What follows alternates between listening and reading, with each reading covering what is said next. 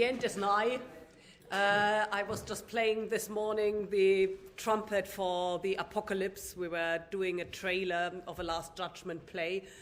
And I thought it's appropriate for this lecture session because we are combining the end and the beginning. The end for the Old High German lot and the beginning for the Middle High German period paper. And looking at a text, the Ezzolied, that tries to bring together everything of salvation history from creation to redemption to the last judgment. Namely, the Ezzolied, a beautiful text, theologically very complex, a text that is quite dear to me because it was written in Bamberg, where I studied. I was set the text in the exam and I didn't recognize it, but I passed. So, but it's forever ingrained in my brain. And I swore after I phoned my grandmother after I'd done the exam and said, I got this very weird text about a Leviathan to translate. And she said, oh, Ezzolied. I said, no. I hadn't recognized it, but she had done more thorough studies than me. So this is a bit of a personal aside, but it's really a weird and wonderful text, and one where we know more about it than about most other Old High German or Middle High German texts, because one of the two versions in which the text is transmitted has a prologue verse which explains the circumstances. So you have two handouts for today.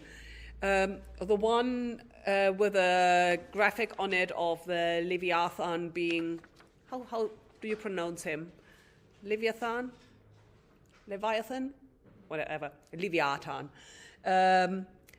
Is called, which is an image explained in the Vorauer version.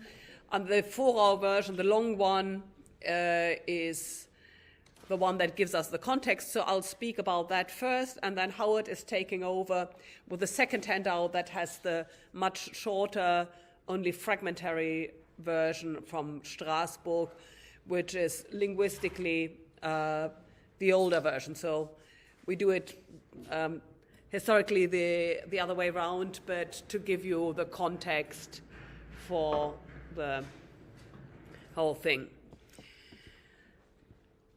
All right, so the Ezzolied sits in this gap between where it says vielen deutschsprachiger Überlieferung from the manifold dialects of the Old High German period, and then into quite a different form of transmission of texts in the early Middle High German literature, and there's just a small cluster of texts which span this gap.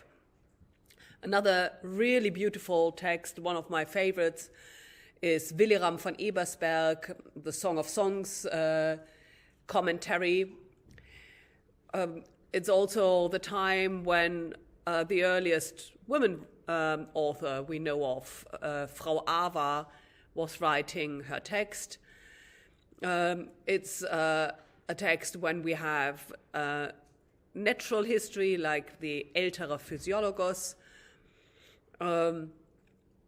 historical writing like the Ezzolied, and we have these texts from manuscripts then from the 12th century reflecting older traditions, and particularly this Vorauer manuscript. And you see on the right-hand side here a survey of these texts collected in the Vorauer manuscript, where the Ezzolied sits at number 11, which is the kind of dogmatic theological reflection part in a volume that is structured starting from Genesis. So Kaiserchronik is in a way a separate issue, but then from Genesis via Solomon, the apocryphal 3 boys in the fire, Judith, Alexander, to finally the himmlische Jerusalem. And the Ezzolied explains in a way this journey towards the heavenly Jerusalem and its theological meaning. So I'll just read you the prologue and then explain a little bit about that. Der gute Bischof Gunther von Babenberg, der hiers machen ein viel gut Werk. Hiers die sine Pfaffen ein gut Lied machen. Eines Liedes sie begunden, wann sie die Burg kunden. Etzo begund es schrieben, Wille fand die Wiese, durch die Wiese durch gewann, durch ihlten sie sich alle Munichen. Von Even zur Even, Gott Gnade ihr aller Seele. So, Gunther von Bamberg is known as a bishop who was interested in arts and culture, sponsored scholarship, but is also known in literature from a letter that was written reminding him that he should be less interested in reading all this stuff about Dietrich von Bern and more reading saints' lives. So he was obviously somebody interested in vernacular literature and its transmission, but is here praised for his commissioning of this song, or how you call it. It's hard to classify, but the important thing is also to remember that it's something that has a Wiese, so which would be in New High German Weise, in the meaning of a tune, a melody. So it's something that is composed as a unit of text and sound. And we have to assume that for really most of Old High German and Middle High German literature that there is some sound element to it, even if we can't realize it any longer. You might have done in the Old High German survey a look at the manuscript of Ottfried, where there are neumes above the Annunciation to Mary in one of the manuscripts. So they are meant for dramatic performance.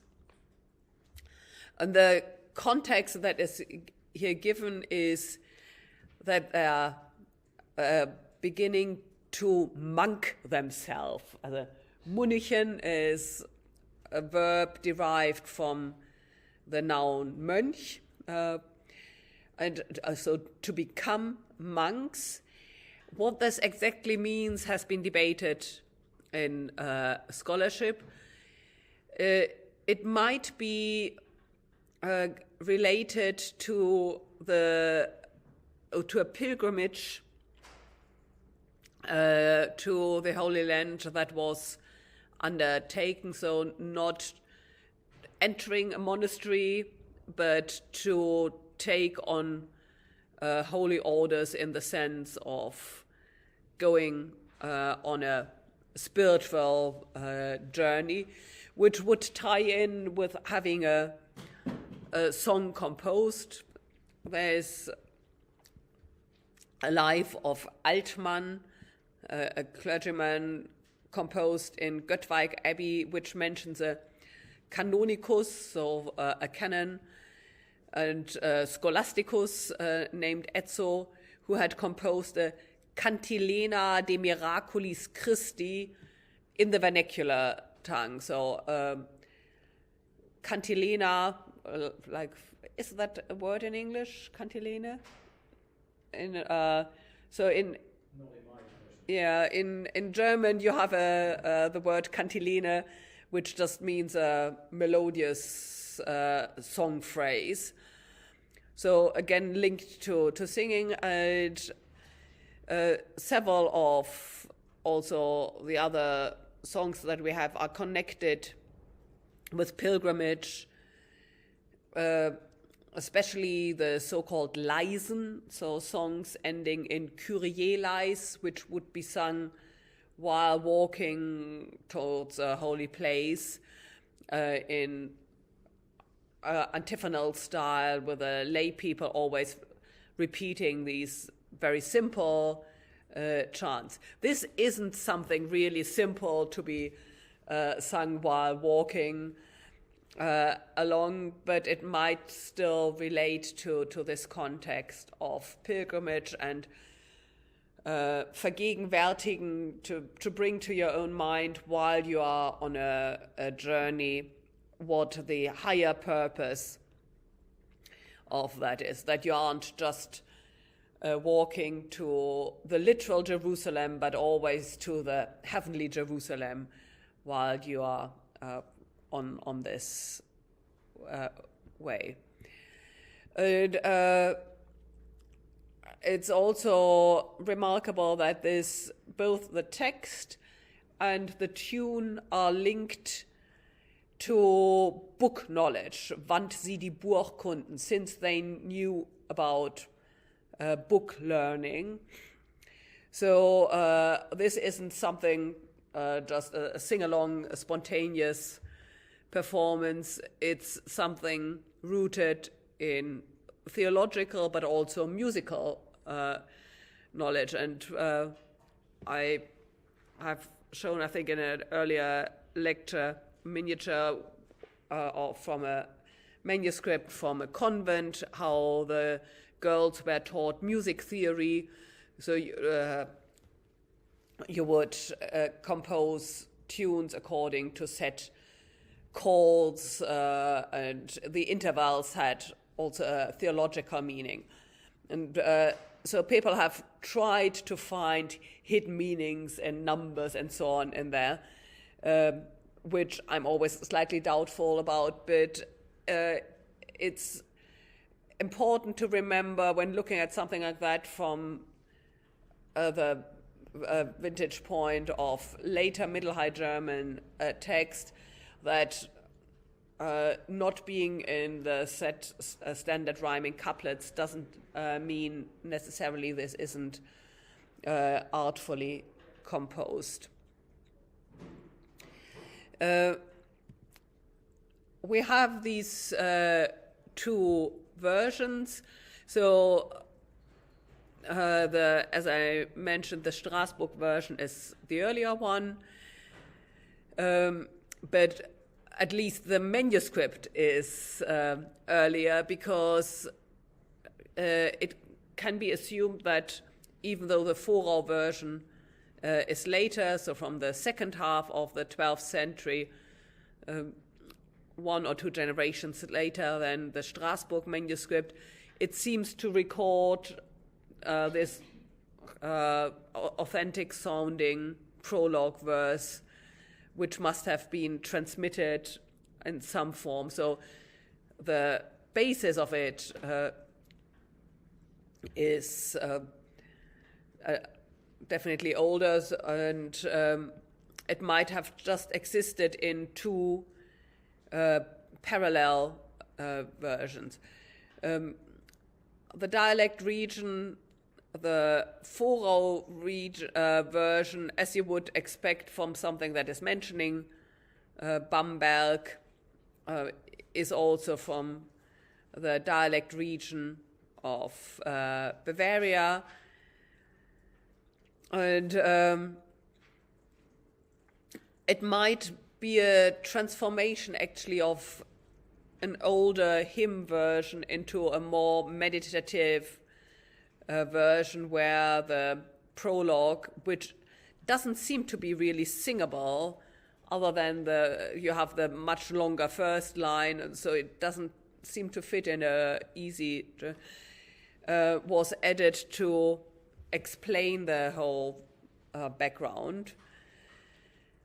The Strasbourg version was among those manuscripts destroyed by the Germans while they were trying to turn Strasbourg German again, one of these bitter ironies of history. Thanks. So they shelled Strasbourg in the 19th century, and some of the most important manuscripts were lost, among them also the manuscript I've used as a title image, Herrat von Hohenburg or Landsberg, one of the most learned abbesses of the Middle Ages, who compiled a visual compendium of theological knowledge of her times. So this was copied, both of these were copied in the 19th century and are only surviving in that form. In the Strasbourg manuscript, there was also another Old High German text, the Memento Mori by Notker. The difference between these two versions are quite considerable.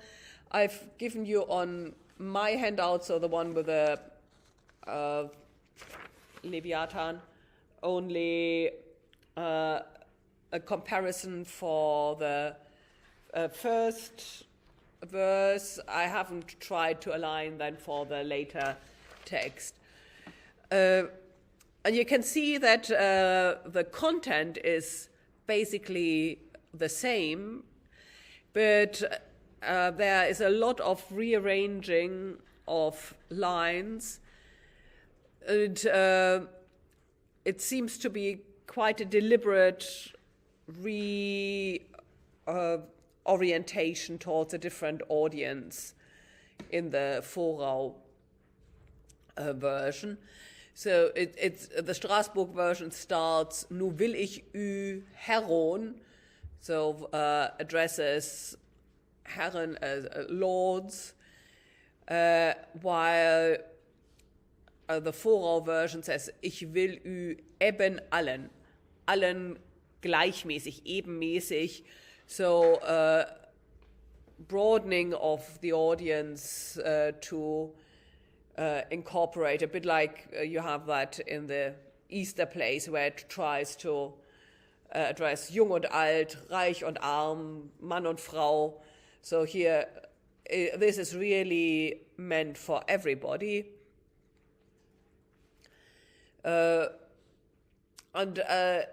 the added bits seem to sharpen the urgency of it. So it talks eine vielwahre Rede, not just eine Wahrrede vortun.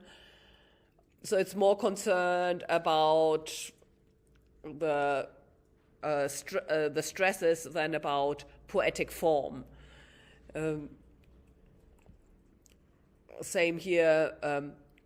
So ich will eben allen ein vielwahre Rede vortun, von dem minen Sinne, von dem rechten Angänge, von den Gnaden, also mannigfalt, die uns aus den Burchen sind gezahlt, user Genesi und us libro regum der Welt alze Gnaden.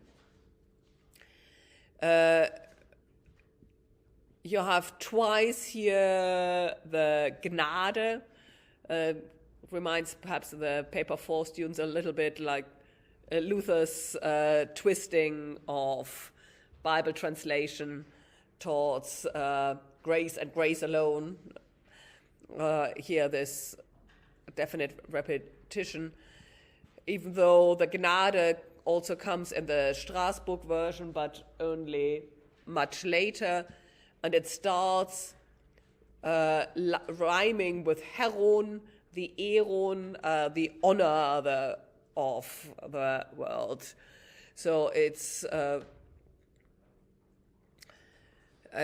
if you want to connect it with the artwork of that period, it's much more this majestic image of the Romanesque Christ figures than the Passion theology then of the Gothic period. And then, so the narrator gets in a different way from the storytelling in the Strasbourg version. So they talk that it's von dem Minensinne, so it's made up from coming from. Sinn is a difficult word. It's not it's not fictitious, but it's something, a kind of rational thinking, a theological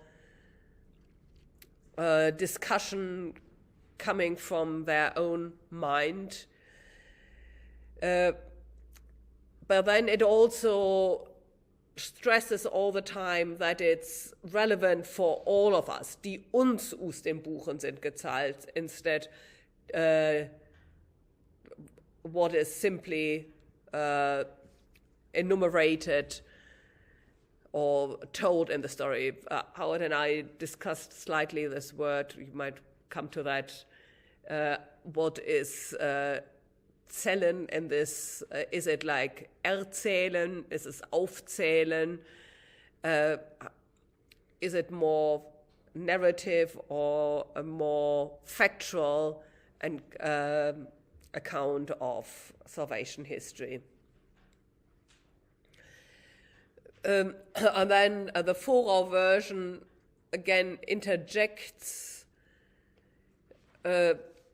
something personal, so the narrator gets in, die Rede, die ich nu soll tun, das sind die 4 Evangelia, in principio erat verbum, das was der wahre Gottes Sohn von dem einen Worte er bekam zu Troste alle derer Welt. This zu Troste reflects again the Gnaden theology. Picks up this the quotation from John, the beginning of the Gospel according to John, which for the Middle Ages had a huge importance. It was used also sometimes like a charm.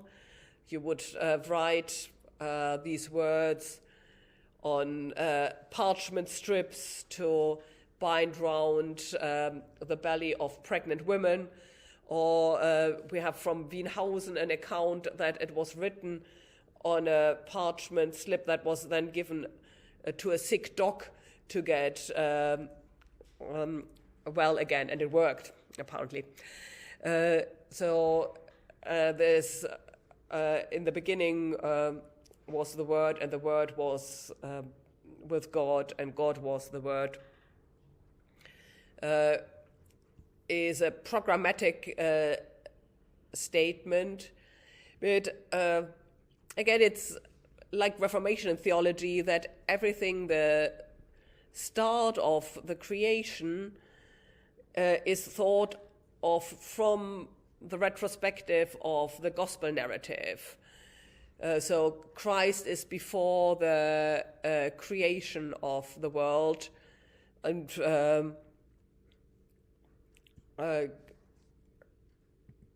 is responsible for everything. And then it goes through salvation history, the ages of the world. It's called in the 13th verse die 5 Werte. Did I put that? Yeah, so that's the beginning on the back page of this. Durch die 5 Werte gefuhren alle zur der Helle, unter der 6. ein viel Michelteil, durch erschein uns allen das Heil. So the first verses then between 4 and 13 tell the story of the time sublege, ante legem sublege, so before the law is given to Moses, then sublege, the time when the law was in action, and then we come to on the line of Christ. I've given that from a much later example, the Nuremberg Chronicle, where you can see how the whole salvation history is lined up from Adam to Christ. So you have the Linea Christi and then Adam written, and you see a tree growing out of it via seed and so on, and it runs through the whole history until we come in fine seculorum, and the Latin phrases are always the kind of key phrases to the end of the world as we know it, so the apocalypse.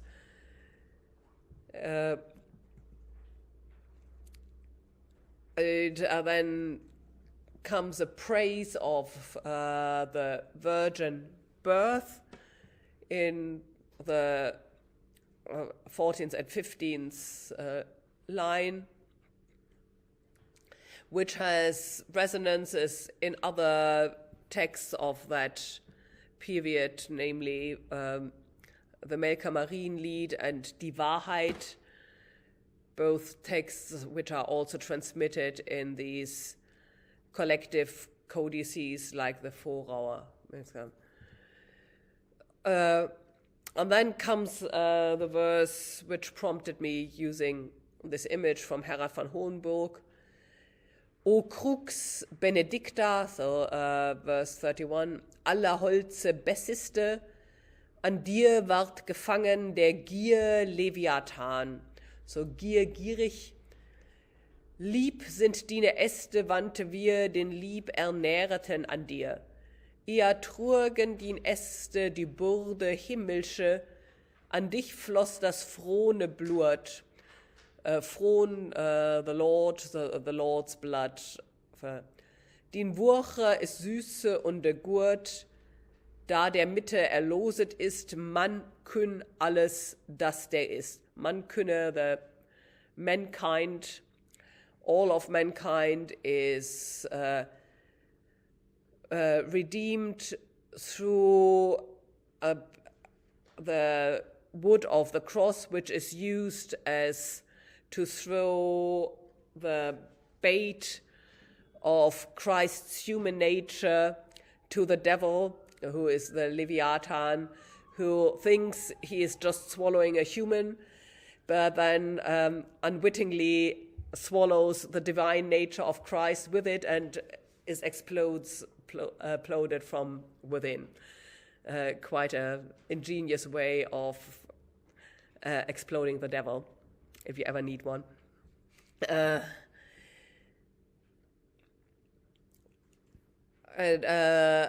that is explained in the Melker Marienlied with ein Angelsnur geflochten ist, dannen du geboren bist, das was du dien Kunneschaft, der Angel, was du Gotteskraft, da der Tod ward inne erworgen, der von dir ward verborgen, Sancte Maria. And then it goes further on to the praise of the cross and doxology, so the praise of the Trinity at the end of the whole story. And if you have sung any German carols, you might have come across the carol Es kommt ein Schiff geladen, which is attributed to Heinrich Seuse, a mystic. Es kommt ein Schiff geladen bis an sein höchsten Bord, trägt Gottes Sohn voll Gnaden, des Vaters ewiges Wort. And that continues then explaining that this ship is, das Segel ist die Liebe, der Heilige Geist, der Mast. And that are thoughts rooted in the theology of the 11th century here. O Crux Salvatoris, du unser Segelgärte bist, diese Welt, Elü, ist das Meri, min trächtin Segel und de Fähre, du rechten Werk unser Segelseil, du richtend uns die Fahrt heim. Der Segel, der ist der wahre Glaube, der hilfet uns, der zur wolle, der heilige Atem ist der Wind, so heiliger Atem, der Heilige Geist, der fuhret uns sich an den Rechten sind. Himmelrieche ist unser Heimurt, da schullen wir Lenten, Gottelob. Unser Urlose ist getan, des lobbe wir Gott Vater all und loben es auch den Sienen Sohn pro nobis crucifixum, der dir Mennischke wollte sien. Unser Urteile, du ist sien. Das dritte ist der heilige Atem, der scholl uns auch gnaden.